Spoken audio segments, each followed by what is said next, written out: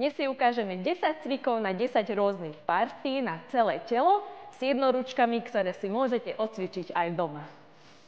Takže tlaky na ramená sú ramená, klasické. Príťahy jednoručiek v predklone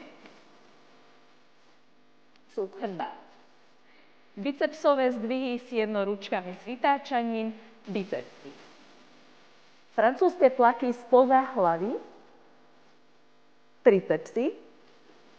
A teraz ideme na nohy. Goblet drepy, vyvýšené päty, véčko, predné stehná. Opreté jednoručky o ramená, klasické drepy, zadok.